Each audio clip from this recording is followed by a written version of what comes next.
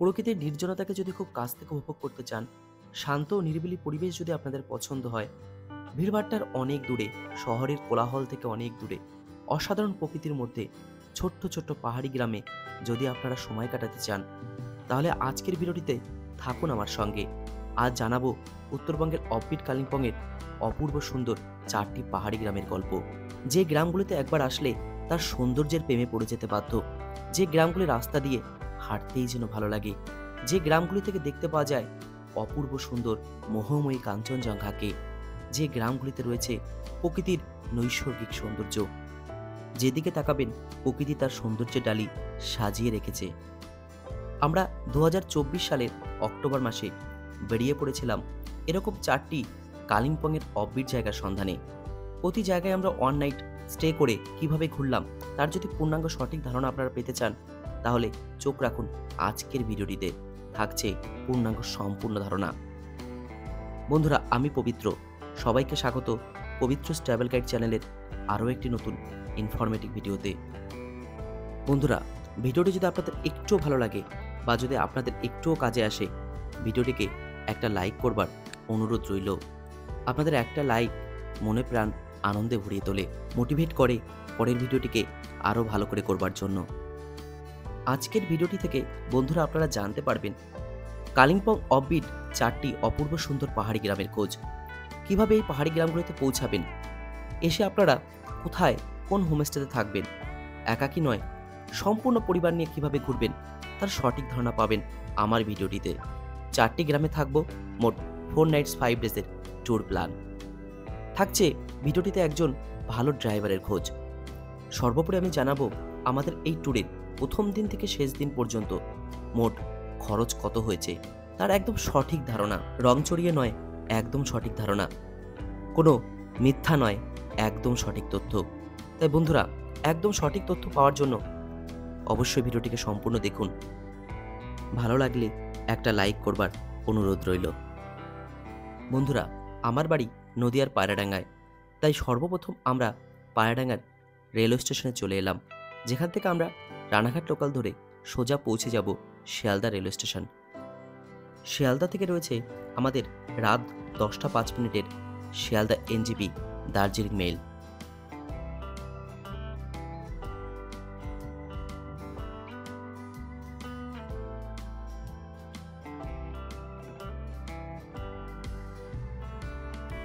Darjeeling mail Sealdah rail station ছাড়লো একদম timely রাত 10টা 5 মিনিটে।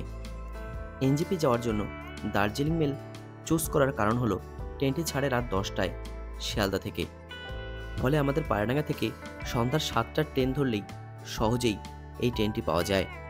আর এই ট্রেনটির পৌঁছানোর টাইমটাও একদম পারফেক্ট, সকাল 8টায়। সকাল 8টায় আপনাকে পৌঁছে দেবে এনজিপি রেলওয়ে স্টেশন। ট্রেন পরদিন সকালবেলায় চলেছে এনজিপি রেলওয়ে স্টেশনের দিকে। Darjeeling mail NJP rail station পৌঁছে দিল সকাল প্রায় 8:30টার কাছাকাছি। আর শুরু হয়ে গেল আমাদের এই ট্যুরের প্রথম দিন। ডে 1-এ আমরা এনজিপি থেকে রওনা দেব উত্তরবঙ্গ অফবিট কালিম্পংয়ের একটি ছোট্ট দারুণ অফবিট পাহাড়ি গ্রামের দিকে। গাড়ি আমাদের আগেই বলা রয়েছে, 7 সিটারের আর্টিকা গাড়ি। যদিও আমরা বাচ্চা নিয়ে মোট 4 জন, তবু 7 সিটার গাড়ি করেছিলাম, কারণ 4 সিটার আর 7 সিটার গাড়ির মধ্যে ফারাক খুব একটা বেশি মনে হচ্ছিল না, প্রায় একই। যাই হোক, আমরা গাড়ি নিয়ে রওনা দিলাম আমাদের আজকের প্রথম দিনের প্রথম গন্তব্যের উদ্দেশ্যে। যখনই উত্তরবঙ্গ বেড়াতে আসি আর এনজিপি থেকে যখন রওনা দিই প্রথম গন্তব্যের উদ্দেশ্যে, তখন কি যে ভালো লাগে বলে বোঝানো যাবে না। আমরা ভ্রমণপ্রিয় যারা, তারাই একমাত্র বুঝি। এনজিপি রেল স্টেশনে আমরা ব্রেকফাস্ট করিনি। আমরা প্রায় 1 ঘন্টা গাড়ি চলার পর প্রায় 9:30 নাগাদ রাস্তার ধারের কোনো একটা রেস্তোরাঁ থেকে ব্রেকফাস্ট করলাম চিকেন মোমো। পার প্লেট 8 পিস করে ছিল, দাম পড়েছিল 120 টাকা।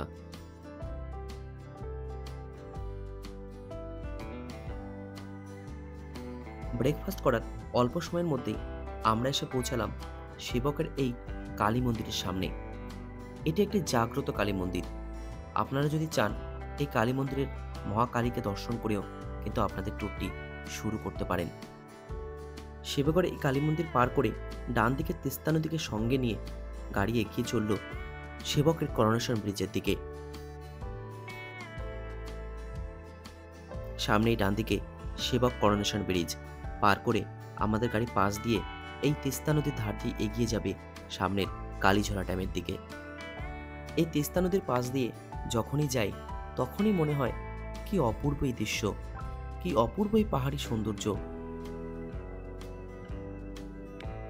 যাত্রাপথে আপনারা দেখতে পাবেন সিকিম সেবক রংপো পর্যন্ত যে রেলপথ নির্মিত হচ্ছে তার রুটটি এই উপর দিয়েই আগামী দিনে ট্রেন পৌঁছে যাবে রংপোতে। দেখতে দেখতে আমরা এসে পৌঁছালাম ঠিক কালীঝোলা ড্যামের উপরে। ড্যামের উপরে ভিডিও করা সম্পূর্ণভাবে নিষিদ্ধ, আমি জাস্ট কয়েকটা সেকেন্ড করেছিলাম।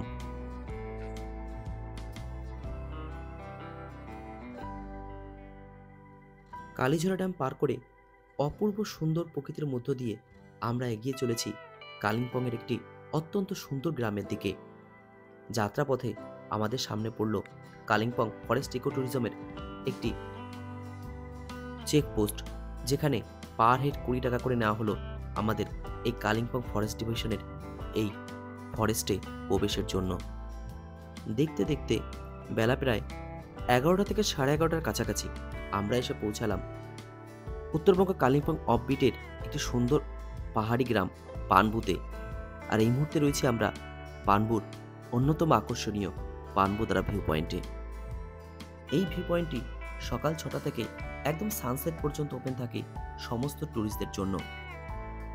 আর এখান থেকে দেখতে পাওয়া যায় 360 ডিগ্রি একটি অসাধারণ ভিউ, অসাধারণ পাহাড়ি সৌন্দর্য। এখান থেকে দেখতে পাওয়া যায় সোজা আঁকাবাঁকা পথে এগিয়ে চলা তিস্তা নদীকে, সঙ্গে দেখতে পাওয়া যায় তিস্তা নদীর উপর নির্মিত সেবক করোনেশন ব্রিজকে, আর দূরে ওই পাহাড় শেষে সমতল ভূমিকে, যা এক কথায় অসাধারণ দৃশ্য। তুমি এদিকে পাচ্ছ তিস্তা, সঙ্গে করোনেশন ব্রিজ আর সামনের পুরো ভিউ, আর তার ঠিক উল্টো দিকেই পাচ্ছ কাঞ্চনজঙ্ঘা, আর এইদিকে হচ্ছে কাঞ্চনজঙ্ঘা। আমি এটাই বলতে চাইছি, ওই দেখো কাঞ্চনজঙ্ঘার পিক দেখা যাচ্ছে।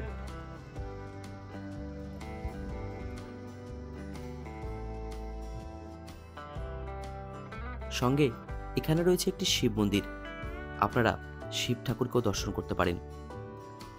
আমরা পানবুদারা ভিউ পয়েন্ট দর্শন করে খুব তাড়াতাড়ি প্রায় 12টা থেকে 12:30টার মধ্যে আমরা এসে পৌঁছালাম উত্তরবঙ্গের কালিম্পং অফবিট একটি অপূর্ব সুন্দর ছোট্ট পাহাড়ি জনপদ চারখোলে, যার অসাধারণ পরিবেশ আপনাদেরকে মুগ্ধ করবে। এখানে রয়েছে শান্ত নিরিবিলি পরিবেশ, উন্মুক্ত প্রকৃতি, যার সৌন্দর্য দেখলে মুগ্ধ হতে বাধ্য। আমাদের এই ট্যুরের প্রথম রাত্রি আমরা কাটাবো উত্তরবঙ্গের এই সুন্দর অফবিট পাহাড়ি গ্রাম চারখোলে। এখানে আমাদের আজকে রাতের ঠিকানা একটি ছোট্ট হোমস্টে, প্রেমা হোমস্টে। হোমস্টেটি খুব বড় না হলেও সুন্দর সাজানো গোছানো, একটা রাত কাটানোর জন্য যথেষ্ট। উন্মুক্ত পরিবেশের মধ্যে অবস্থিত এই হোমস্টেটি, এটি চারখোল গ্রামের ঠিক মাঝামাঝি জায়গায় অবস্থিত। পাশেই দূরে ওই গ্রুহাম হোমস্টে, তার ঠিক পাশেই কটেজ সমেত এই হোমস্টেটি। আছে মাত্র 2 থেকে 3টি রুম। কন্ট্যাক্ট নাম্বার আমি অন স্ক্রিনে শেয়ার করলাম, আপনাদের কাজে লাগতে পারে। চলুন এখানে আমরা যে ঘরটিতে রয়েছি সেই ঘরটিও আপনাদের দেখে নিয়ে আসি। এই হলো আজকে রাতের ঠিকানা, আমাদের ঘর। এখানে রয়েছে 2টি খাট, একটি সিঙ্গেল বেড খাট আর একটা ডাবল বেড খাট, অর্থাৎ সিঙ্গেল বেডে 1 জন, ডাবল বেডে 2 জন, মোট 3 জন অনায়াসেই থাকতে পারবে। ছোটখাটোর মধ্য দিয়েও রুমটি কিন্তু বেশ পরিষ্কার পরিচ্ছন্ন, সাজানো গোছানো, আমাদের বেশ পছন্দই হয়েছে। একটা রাত কাটাতে বেশ ভালোই লাগবে। আর এই হলো রুমের সঙ্গে অ্যাটাচড বাথরুম। সমগ্র বাথরুমই টালি বসানো আছে, পরিষ্কার পরিচ্ছন্ন। গরম জলের জন্য গিজারেরও ব্যবস্থা রয়েছে। প্রথমেই আপনারা হোটেল চেক ইন করে ফ্রেশ হয়ে নিন। ফ্রেশ হয়ে আপনারা চলে আসুন লাঞ্চ করবার জন্য। আমাদের আজকের জন্য লাঞ্চে ছিল এগ কারি, সঙ্গে ডাল আর সাদা ভাত, আর একটা শাক আর আলুর চোখা। আমরা লাঞ্চ করে একটু রেস্ট নিয়ে আমরা বেরিয়ে পড়লাম চারখোল গ্রামটিকে ভালো করে দেখবার উদ্দেশ্যে। আমাদের হোমস্টেটি যেহেতু চারখোল গ্রামের প্রায় মাঝামাঝি জায়গায় অবস্থিত, তাই আজকে আমরা যাব নিচের দিকে চারখোল গ্রামটিকে ভালো করে দেখবার উদ্দেশ্যে। আর নিচের দিকেই রয়েছে চারখোল ভিউ পয়েন্ট, আর উপর দিকে রয়েছে পাইন ফরেস্ট এবং চারখোল রিসর্ট। আমরা আগামীকাল সকালবেলা যাব ওই দিকটাতে। আমাদের হোমস্টের পাশেই রয়েছে এই গ্রুহাম হোমস্টে, বর্তমানে বন্ধ হয়ে আছে। গ্রামের রাস্তা দিয়ে পায়ে হাঁটতে হাঁটতে প্রথমেই দেখবেন আপনারা এই গ্রুহাম হোমস্টের ঠিক পাশেই রয়েছে গ্রুহাম সম্প্রদায়ের সব থেকে পুরনো একটি মনেস্ট্রি। মনেস্ট্রিটি অতটা জাঁকজমক না হলেও কিন্তু খুব সুন্দর। মনেস্ট্রি দেখে আপনারা এরপর এগিয়ে চলুন চারখোলের এই অপূর্ব সুন্দর রাস্তা ধরে সোজা নিচের দিকে। সামান্য একটু হাঁটলেই আপনারা পৌঁছে যাবেন চারখোল ভিউ পয়েন্টের সামনে। এই চারখোল ভিউ পয়েন্টে একটি ওয়াচ টাওয়ার করা রয়েছে, যেখানে উঠে আপনারা চারপাশের অসাধারণ পাহাড়ি সৌন্দর্য দেখতে পাবেন, যেখান থেকে সোজা দেখতে পাওয়া যায় কালিম্পং শহরকে। আর তার ঠিক পাশেই যদি আকাশ পরিষ্কার থাকে অপূর্ব সুন্দর কাঞ্চনজঙ্ঘাকে। আকাশ হালকা মেঘলা থাকায় আমাদের আর সেই ভাগ্য হলো না চারখোল থেকে আর দেখতে পাওয়া যায় চারখোল যে ছোট্ট পাহাড়ি গ্রাম তার এই অপরূপ সৌন্দর্য। এরপর ফিরে আসুন হোমস্টেতে। হোমস্টে বেশ কিছুটা সময় আপনার রিল্যাক্সে কাটিয়ে সন্ধ্যাবেলায় আপনাদের জন্য চলে আসবে ইভিনিং স্ন্যাক্স এবং ইভিনিং টি, এবং রাতের বেলা ডিনারের মধ্য দিয়ে প্রথম দিনের আমাদের সমাপ্তি ঘটল। আজ আমাদের ট্যুরের দ্বিতীয় দিন। আজ খুব সকালেই ঘুম থেকে উঠে বাইরে এসে দেখলাম ওয়েদার অতটা ক্লিন নয় কাঞ্চনজঙ্ঘা দেখবার জন্য, তাই একটু হতাশ হলাম। আবার ভালোও লাগলো যে ঘোরার জন্য ওয়েদার যথেষ্ট ভালো, বৃষ্টির কোনো চিহ্ন নেই। তাই বেরিয়ে পড়লাম চারখোলের উপরের দিকে পাইন ফরেস্ট ও চারখোলের আসল সৌন্দর্য উপভোগ করবার জন্য। আমাদের হোমস্টে পার করেই চারখোলের উপর দিকে যাওয়ার পথেই পড়বে এই হোমস্টেটি, রত্নাদিত্য বার্ডিং হোমস্টে। এই হোমস্টে সবথেকে কস্টলি হোমস্টে চারখোলের। আপনারা চাইলে কিন্তু এই হোমস্টে থাকতে পারেন। কন্ট্যাক্ট নাম্বার আমি ডিসক্রিপশন বক্সে দিয়ে দেবো। এছাড়াও আমি আগামীতে চারখোলে থাকার জন্য অনেক হোমস্টের কন্ট্যাক্ট নাম্বার সহ একটি ভিডিও আনতে চলেছি। সকালবেলা চারখোলের গ্রামটিকে খুব সুন্দরভাবে ঘুরে দেখুন, আর ঘুরে দেখুন চারখোলের একদম টপে অবস্থিত চারখোল রিসর্টটিকে। আর চারখোলের রিসর্টের ঠিক নিচের দিকেই রয়েছে পাইন ফরেস্ট। আপনারা পাইন ফরেস্টের ভিতরে কেউ আসতে পারেন। আমি ভিতরে যাইনি, কারণ গত রাতে খুব বৃষ্টি হয়েছিল, তাই জোকের উপদ্রব খুব বেশি হতে পারে, তাই আর আমি যাইনি। ও আরেকটা তথ্য আপনাদের না দিলে নয়, চারখোল রিসর্টের ঠিক পাশেই রয়েছে আরেকটি সুন্দর রিসর্ট। রিসর্টটি হলো ব্লু পাইন রিট্রিট। তবে আমি যখন এই রিসর্টের সামনে পৌঁছালাম কেউ ছিল না। রিসর্টটিকে অদ্ভুত এবং পরিত্যক্ত বলে মনে হলো। সম্পূর্ণ জনমানবহীন একদম নিরিবিলি পরিবেশে এই রিসর্টটি অবস্থিত, কিন্তু রিসর্টটির চারপাশের প্রাকৃতিক সৌন্দর্য অসাধারণ। সামনে একটা অদ্ভুত দৃশ্যও দেখতে পেলাম। একটা গাছের পাতা সবসময় নড়ছে, কিন্তু অন্য কোনো গাছের পাতা নড়ছে না, হাওয়া না থাকাও সত্য। কেন, তার কারণ উদ্ঘাটন করতে পারলাম না। আমি বলবো অবশ্যই একবার এই রিসর্টটিও ভিজিট করুন, কারণ এই রিসর্টটির যে প্রাকৃতিক পরিবেশ, যে অসাধারণ পরিবেশের মধ্যে অবস্থিত, তা এক কথায় অনবদ্য। এখান থেকে সমগ্র কালিম্পং শহর সহ কাঞ্চনজঙ্ঘা দারুণভাবে দৃশ্য হয়, সঙ্গে সমগ্র পাহাড়ি সৌন্দর্য অত্যন্ত সুন্দর। চেষ্টা করুন এই সকালবেলার যে ঘোরাটা আপনারা চারখোলে ঘুরবেন সেটা ব্রেকফাস্টের পূর্বে ঘুরতে। তারপর এখান থেকে ফিরে ব্রেকফাস্ট করুন। ব্রেকফাস্ট করে গাড়ি নিয়ে বেরিয়ে পড়ুন আপনাদের পরবর্তী গন্তব্যের উদ্দেশ্যে। আর যদি সেটা সম্ভব না হয় তাহলে আপনারা প্রথমে ব্রেকফাস্ট করুন। ব্রেকফাস্ট করে এই সুন্দর জায়গাগুলি ঘুরে তারপর আপনারা বেরিয়ে পড়ুন আপনাদের পরবর্তী গন্তব্যের উদ্দেশ্যে। সমগ্রটা ঘুরে আমাদের হোমস্টেতে ফিরতে প্রায় 9টা বেজে গিয়েছিল। 9টার পরে আমরা ব্রেকফাস্ট করলাম। ব্রেকফাস্টে ছিল আলু পরোটা, অমলেট আর সস। আমরা ব্রেকফাস্ট করে খুব দ্রুত রেডি হয়ে গাড়ি নিয়ে বেরিয়ে পড়লাম লোলেগাঁওয়ের উদ্দেশ্যে। প্রথমে আমরা লোলেগাঁওয়ের সাইট সিন করব, তারপর লোলেগাঁও থেকে আমরা যাব লাভা। লাভা থেকে ঠিক লাভার পাশেই নেওড়া ভ্যালির গা ঘেঁষে রয়েছে একটি অপূর্ব সুন্দর ছোট্ট পাহাড়ি গ্রাম কোলাখাম। চারখোল থেকে লোলেগাঁওয়ের দূরত্ব প্রায় 14.5 কিলোমিটার। আমাদের প্রথম গন্তব্য হলো লোলেগাঁওয়ের সানরাইজ ভিউ পয়েন্ট, যা এখান থেকে প্রায় 11.5 কিলোমিটার দূরে অবস্থিত। পাহাড়ে গাছপালার মধ্য দিয়ে এরকম ঘন কুয়াশা অপূর্ব লাগে। দেখতে দেখতে আমরা এসে উপস্থিত হলাম সানরাইজ ভিউ পয়েন্টে। আপনারা এই সানরাইজ ভিউ পয়েন্টে যাওয়ার জন্য ঠিক এই রাস্তা দিয়ে উপরের দিকে যাবেন। উপরের দিকে অল্প কিছু হাঁটলেই কিন্তু আপনারা পৌঁছে যাবেন সানরাইজ ভিউ পয়েন্টে। আমি আজকে আর যাব না, তবে আপনারা যাবেন, ভালো লাগবে। তবে ওয়েদার পরিষ্কার থাকলে এই সানরাইজ ভিউ পয়েন্ট থেকে একদিকে দেখতে পাওয়া যায় সূর্য উদয়, তার ঠিক উল্টো দিকে থাকেই এই মোহময়ী কাঞ্চনজঙ্ঘা। আপনারা এই দেশের সাক্ষী থাকতে পারেন। এরপর আপনারা ঘুরে দেখতে পারেন লোলেগাঁও ক্যানোপি ওয়াক। বর্তমানে এই ক্যানোপি ওয়াক কিন্তু বন্ধ হয়ে গেছে। আপনারা শুধু জায়গাটি দেখবার জন্য এসে ঘুরে যেতে পারেন। এরপর আমরা চলে এলাম লোলেগাঁয়ে অবস্থিত লোলেগাঁও ইকো পার্কে। লোলেগাঁও ইকো পার্কে বর্তমানে কালিম্পং ফরেস্ট ডিভিশনের পক্ষ থেকে কিন্তু এন্ট্রি ফি হয়ে গেছে। ভিতরে এন্ট্রি করার জন্য পার হেড টিকিট মূল্য 20 টাকা। তো আপনারা ভিতরে প্রবেশ করবেন অবশ্যই টিকিট কেটে।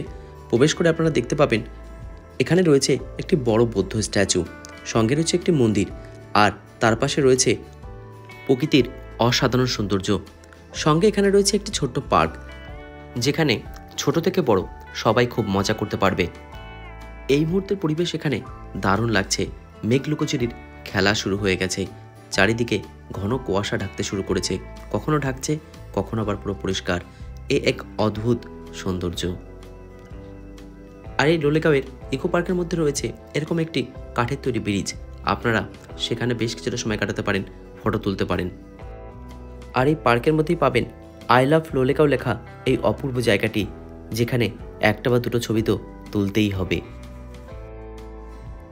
এই লোলেগাঁও ইকো পার্কটি ভালো করে ঘুরে দেখে নিন, তারপর আপনারা বেরিয়ে পড়ুন।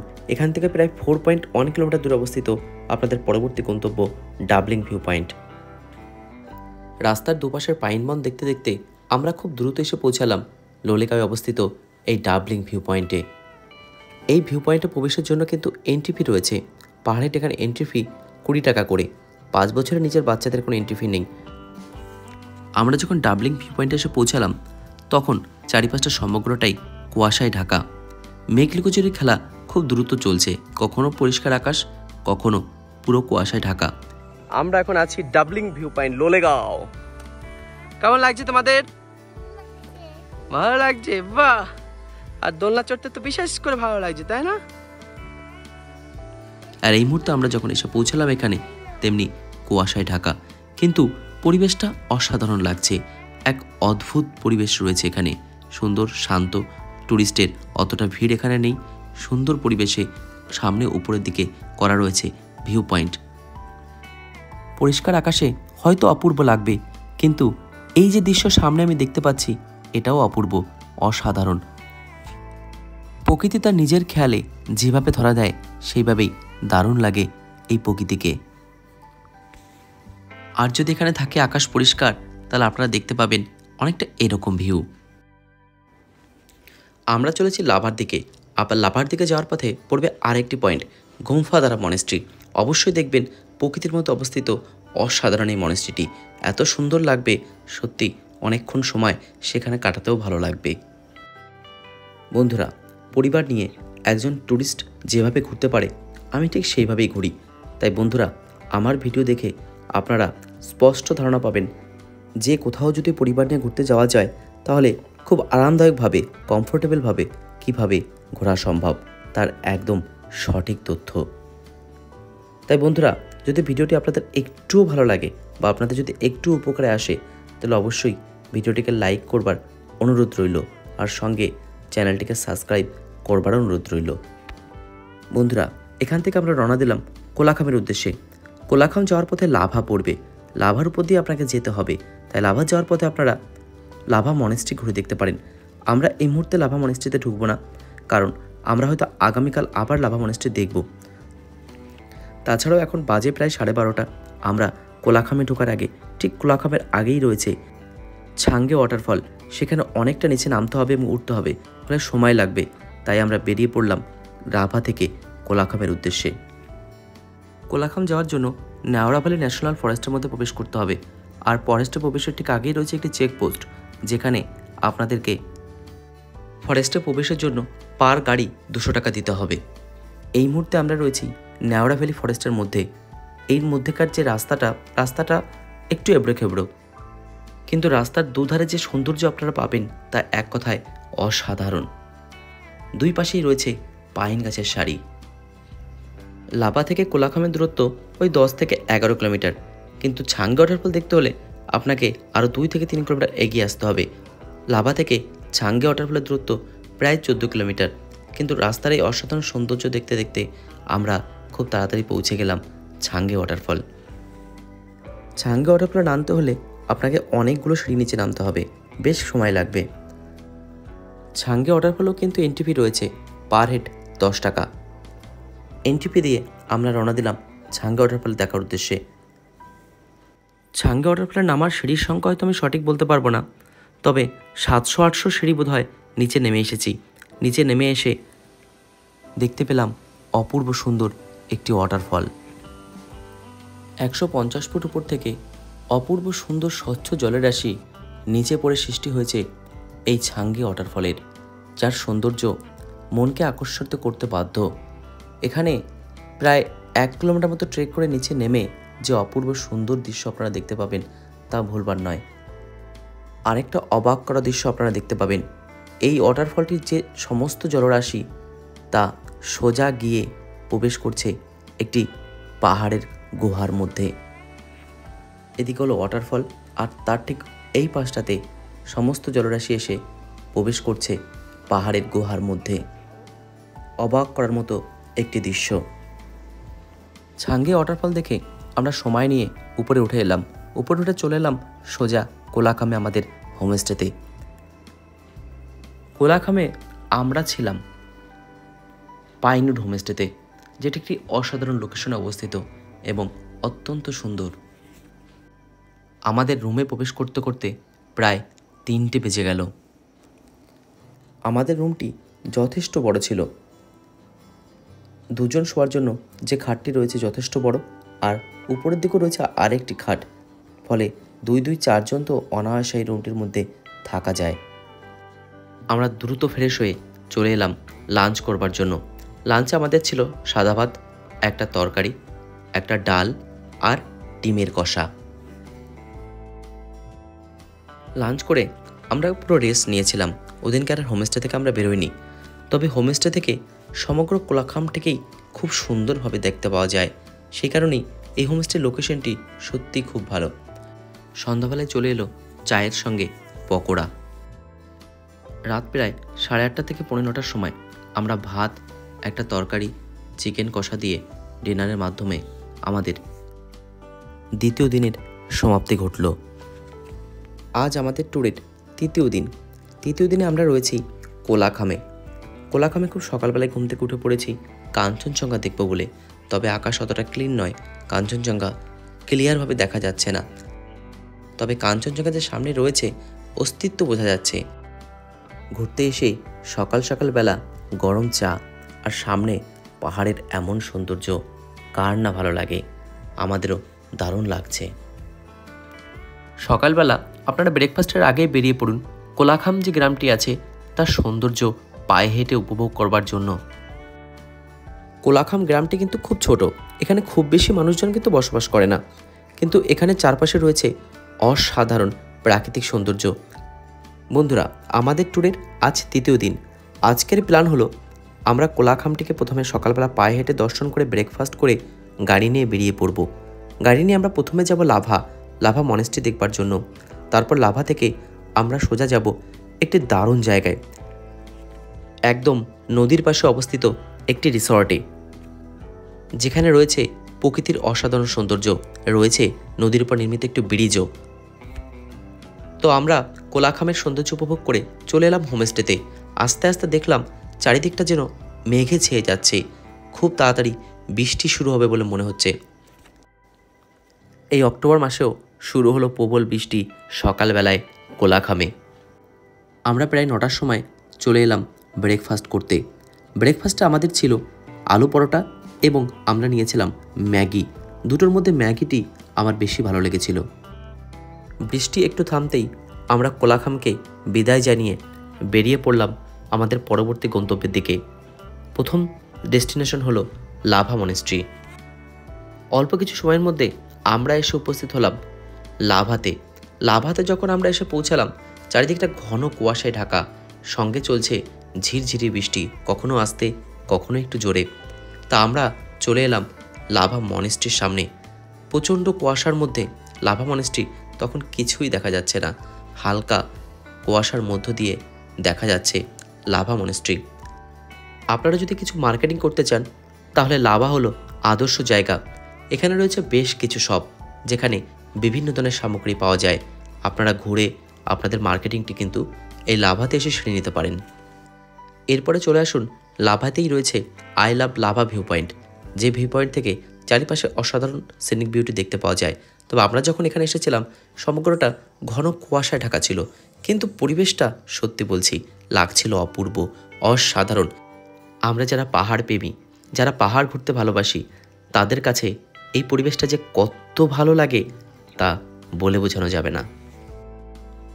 আমরা লাভা থেকে বেরিয়ে রওনা দিয়েছি ঠিক রিভারের পাশে একটি সুন্দর ছোট্ট হোমস্টের দিকে। আমাদের গন্তব্য রেলি রিভার, আর রেলি রিভারের পাশেই অবস্থিত রেলি রিভার সাইড হোমস্টে। যাত্রাপথে যে প্রাকৃতিক সৌন্দর্য দেখতে পাবেন সত্যি খুব সুন্দর। যাত্রাপথে পাহাড়ের গায়ে ধান চাষ হতো। লাভা থেকে রওনা দেওয়ার পর প্রায় 2 ঘন্টার মধ্যে আমরা পৌঁছে গেলাম রেলি নদীর পাশে অবস্থিত রেলি রিভার সাইড হোমস্টে বিদ্যাং ভ্যালিতে। এখানকার বৈশিষ্ট্য হলো এখানের ঠিক এই হোমস্টের পাশেই রয়েছে একটি নদী, আর নদীর উপরে রয়েছে একটি অসাধারণ ব্রিজ, যেখান থেকে চারপাশের সৌন্দর্য অপূর্ব লাগে। আমরা যখন বিদ্যাং ভ্যালিতে এসে পৌঁছালাম তখন বেলা প্রায় 1টা। তবে লাঞ্চ করার পূর্বেই আর অপেক্ষা করতে পারলাম না, আমরা চলে এলাম এই অপূর্ব সুন্দর এই ব্রিজটির উপরে, যে ব্রিজটির নিচে দিয়ে বয়ে চলেছে রেলি রিভার। বন্ধুরা, আপনাদের পরিবারে যদি ছোট বাচ্চা থাকে তাহলে অবশ্যই একটা দিন রাখতে পারেন এই বিদ্যাং ভ্যালির জন্য, যেখানে একদম কাছ থেকে উপভোগ করতে পারবেন পাহাড়ি নদীর অপরূপ সৌন্দর্য, আর ঠিক পাশেই রয়েছে হোমস্টে। শুধু বাচ্চা নয়, বড়দেরও ভালো লাগবে এই জায়গাটি। এই ব্রিজ থেকে 360 ডিগ্রি অসাধারণ প্যানোরামিক ভিউ দেখতে পাওয়া যায়। চারিদিকের সৌন্দর্য এত ভালো যে আপনার ব্রিজ থেকে যেতেই ইচ্ছা করবে না। সামনে অসাধারণ পাহাড়ি সৌন্দর্য, আর এই হলো নদী, আর তার ঠিক এই পাশেই ওই হলো আমাদের কটেজ বা হোমস্টে, রেলি রিভার হোমস্টে।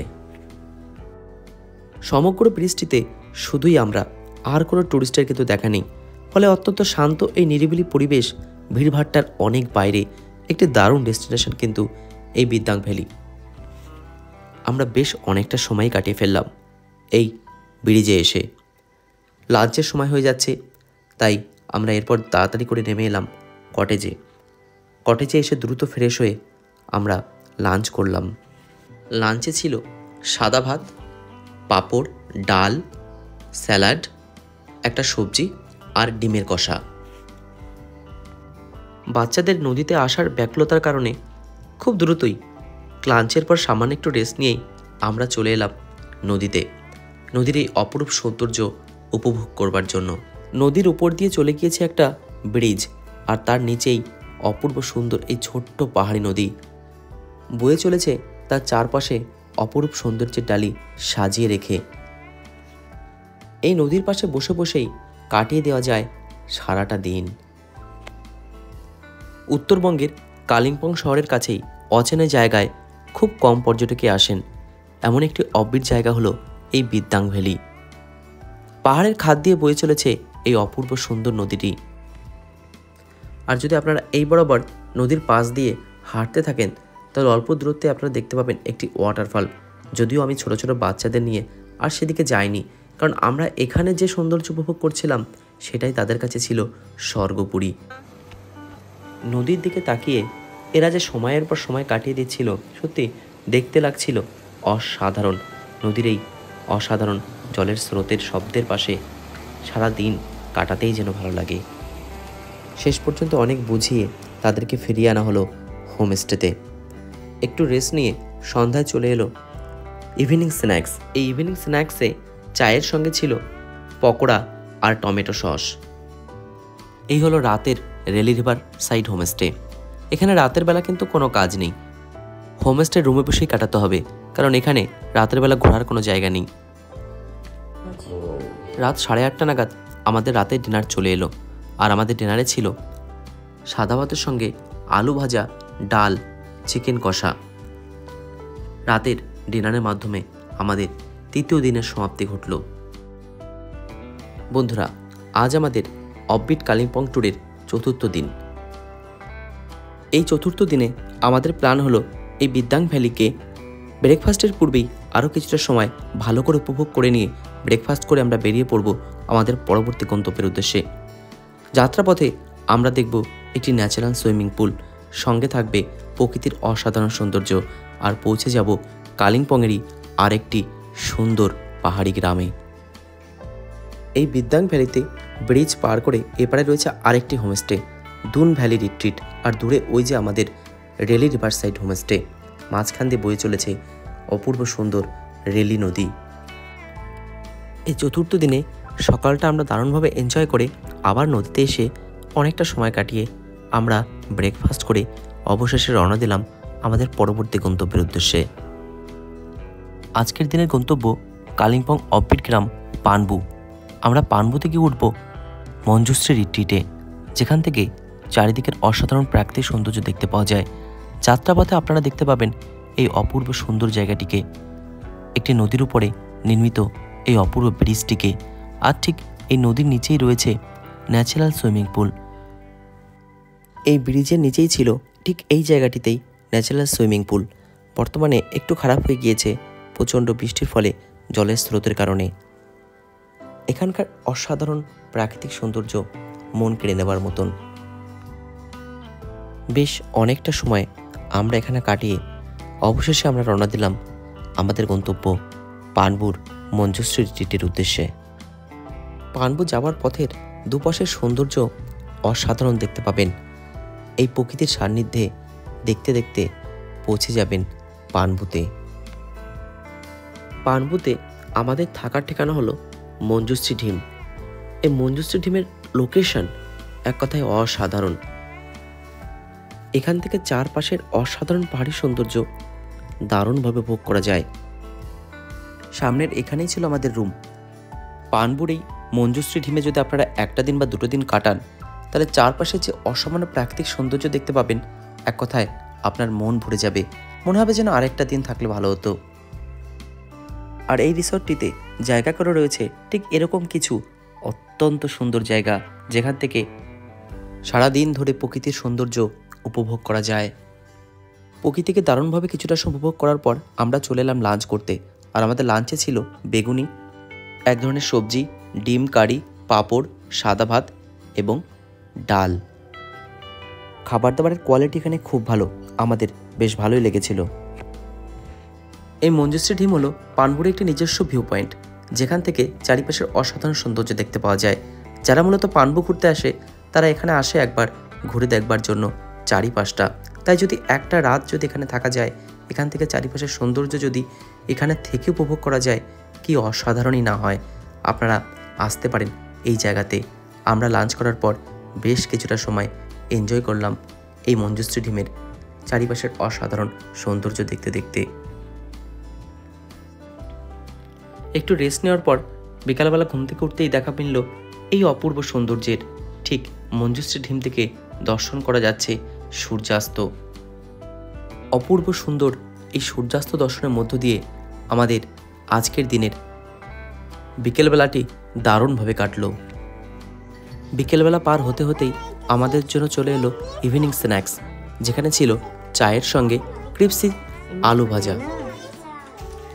এই হোমস্টের চারপাশে রাত্রেবেলার পরিবেশটাও খুব সুন্দর। আপনারা রাত্রেবেলাও হোমস্টের মধ্যে দিয়ে ঘুরে বেড়াতে পারবেন, বেশ ভালো লাগবে। সুন্দর মনোরম পরিবেশ থাকে এই সময়ে। খুব তাড়াতাড়ি 9:30 বেজে গেল, সময় হয়ে গেল আমাদের ডিনারের। আজকের ডিনারে ছিল সাদা ভাতের সঙ্গে ডাল, চিকেন কষা, এক ধরনের সবজি আর স্যালাড। আজ পঞ্চম দিনের সকালবেলায় ঘুম থেকে উঠে মন আনন্দে মাতোরা হয়ে উঠল, কারণ আজ এই মঞ্জুশ্রী ঢিম থেকে একদিকে যেরকম দেখা যাচ্ছে সানরাইজ, সূর্য উদীয়মান, ঠিক তার উল্টো দিকে পরিষ্কার দেখতে পাওয়া যাচ্ছে অপূর্ব সুন্দর কাঞ্চনজঙ্ঘাকে। সকালবেলায় আজকে এখানে খুব ঠান্ডা, সঙ্গে বইছে খুব জোরে হাওয়া, যেমনটা বইছিল আমাদের সান্দাকফু ট্যুরের সান্দাকফুতে, ঠিক অনেকটা সেই রকম হাওয়া। দেখতে দেখতে ধীরে ধীরে পূর্ব আকাশে উদিত হচ্ছে সূর্য। অপূর্ব সুন্দর এই দৃশ্য সত্যিই ভুলবার নয়। পূর্ব আকাশে সূর্যোদয়, আর তার ঠিক উল্টো আকাশে চলছে কাঞ্চনজঙ্ঘার উপর সূর্যের আলোর বিভিন্ন বর্ণ। সত্যি এই এক অসাধারণ অভিজ্ঞতার সাক্ষী হলাম আমরা আজকে আমাদের ট্যুরের শেষ দিনে, আজ পঞ্চম দিনে। আজ কাঞ্চনজঙ্ঘা আমাদের চোখের সামনে ধরা দিয়েছে অনেক সময়ের জন্য। বন্ধুরা, একটা কথা আপনাদেরকে ক্লিয়ার করে দিচ্ছি খুব পরিষ্কারভাবে, আমি আজকের ভিডিওটিতে যে হোমস্টেগুলিকে দেখালাম বা ফোন নাম্বার শেয়ার করলাম বা যে গাড়ির ড্রাইভারের ফোন নাম্বার শেয়ার করলাম, কোনোটাই কিন্তু প্রমোশনাল ভিডিও নয়। আমি ঘুরতে গিয়ে যে ড্রাইভারের সঙ্গে নিয়ে আমরা ঘুরেছি তাই তার ফোন নাম্বার শেয়ার করলাম, সঙ্গে আমি যে সমস্ত হোটেলগুলোতে স্টে করেছি তাই তার ফোন নাম্বার শেয়ার করলাম। আমার যেরকম এক্সপিরিয়েন্স হয়েছে ঠিক তেমনটাই শেয়ার করলাম আপনাদের সঙ্গে। তাই বন্ধুরা, এই ভিডিওটি থেকে কোনো ভুল তথ্য পাওয়ার কোনো রকম সম্ভাবনা নেই। দেখতে দেখতে ব্রেকফাস্ট চলে এলো। ব্রেকফাস্টে ছিল আলু পরোটা, এক ধরনের তরকারি আর একটা ডিম। ব্রেকফাস্ট করে আমরা বেরিয়ে পড়লাম একটু পানবু গ্রামটিকে ঘুরে দেখবার জন্য। পানবু অসাধারণ প্রকৃতির মধ্যে অবস্থিত একটি দারুণ গ্রাম, যে গ্রামের সৌন্দর্য দেখলে আপনারা তার প্রেমে পড়ে যেতে বাধ্য। চারিদিকে রয়েছে সৌন্দর্যের অপূর্ব ডালি। আপনারা আসুন, ঘুরে দেখুন, মন ভরে যাবে যেমনটা ভরে গিয়েছে আমাদের। পানবু গ্রাম ভালো করে ঘুরে নিয়ে আমরা হোমস্টেতে ফিরে এলাম মঞ্জুশ্রী ঢিমে। সেখানে প্রায় অনেকটা সময় কাটিয়েছিলাম বসে চারিদিকের অপার সৌন্দর্য দেখে। তারপর আমরা 12:30 নাগাদ বেরিয়ে এলাম, রওনা দিলাম এনজেপি রেলওয়ে স্টেশনের দিকে। তাহলে বন্ধুরা, আমাদের এই অফবিট কালিম্পংয়ের 4টি অপূর্ব সুন্দর গ্রাম নিয়ে কিভাবে আমরা 4 nights 5 days ঘুরলাম তা একবার শর্টকাটে চট করে দেখে নেওয়া যাক। 4 night 5 days ট্যুর প্ল্যানে প্রথম দিন আপনারা সকালবেলা এনজেপি পৌঁছান। এনজেপি থেকে গাড়ি করে রওনা দিন চারখালের উদ্দেশ্যে।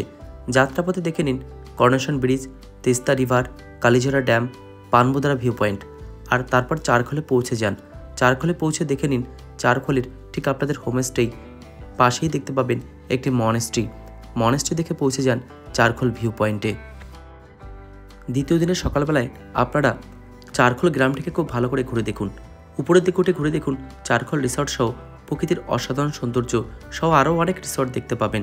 সঙ্গে ঘুরে দেখুন উপরের দিকেই রয়েছে পাইন বন।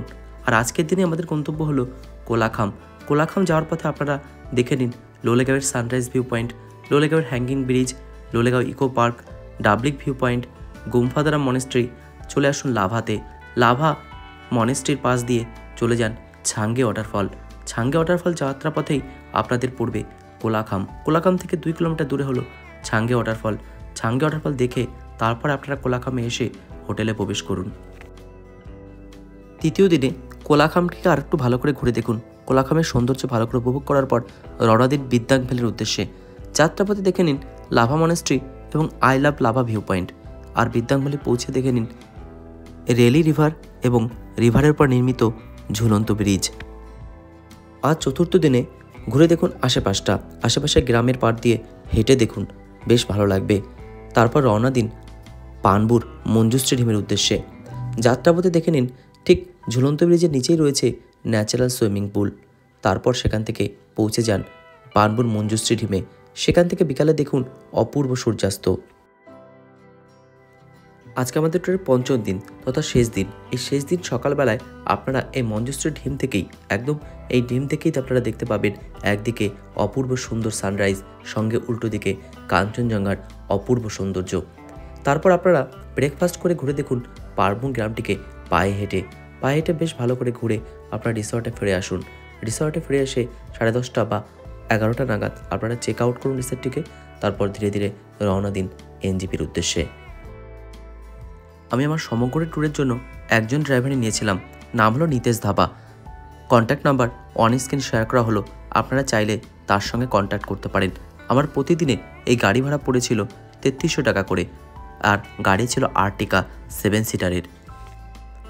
চলুন একবার দেখে নেওয়া যাক এই ট্যুরটি করতে আমাদের মোট কত খরচ হয়েছে। আমরা ট্রেন ভাড়া করেছিলাম 3টে ticket, up down 945, third AC করে দার্জিলিং মেল, মোট পড়েছিল 5,670। হোটেল ভাড়া আমাদের 4 জায়গায় ছিল, 4 নাইটস। আমাদের 2 জন অ্যাডাল্ট এবং 1 জন 10 বছরের বাচ্চা। সব জায়গায় মোট ভাড়া পড়েছিল প্রথম দিন 3400 টাকা, দ্বিতীয় দিন 3600 টাকা, তৃতীয় দিন 3000 টাকা, চতুর্থ দিন 4500 টাকা। মোট আমাদের হোটেল খরচ পড়েছিল 14,500 টাকা। গাড়ি করেছিলাম একটাই গাড়ি, প্রতিদিন 3300 টাকা করে নিয়েছিল। গাড়ি ভাড়া পড়েছিল মোট 5 দিনের, মোট পড়েছিল 16,500 টাকা। এক্সট্রা কিছু খরচ রয়েছে, বেশ কিছু জায়গায় ওই 10 টাকা 20 টাকা করে এন্ট্রি ফি রয়েছে, আর জলের বোতল কেনার জন্য খরচ রয়েছে। আমরা সবসময় কেনা ওয়াটার বোতলের জলই খেয়েছি, তাই আমাদের মোট এই এক্সট্রা খরচ দাঁড়িয়েছিল প্রায় 1,000 টাকা মতো। অর্থাৎ এই ট্যুরটি করতে আমাদের মোট খরচ হয়েছে 37,670 টাকা। আমরা 3 জন ছিলাম। আপনারা যদি সংখ্যায় বেশি হন তাহলে কিন্তু খরচটা একটু কমবে। তাহলে বন্ধুরা, ভিডিওটি আপনাদের কেমন লাগলো অবশ্যই কমেন্ট করে জানাবেন। আর আপনাদের যদি একটু ভিডিওটি উপকারে লাগে বা আপনাদের যদি একটুও পছন্দ হয় তাহলে অবশ্যই ভিডিওটিকে লাইক করে চ্যানেলটিকে সাবস্ক্রাইব করবার অনুরোধ রইল। তাহলে বন্ধুরা, আজকের ভিডিওটি আমি এখানেই শেষ করছি। খুব শীঘ্রই দেখা হচ্ছে আরও একটি নতুন ইনফরমেটিভ ভিডিও নিয়ে। ততদিন ভালো থাকবেন, সুস্থ থাকবেন। ধন্যবাদ।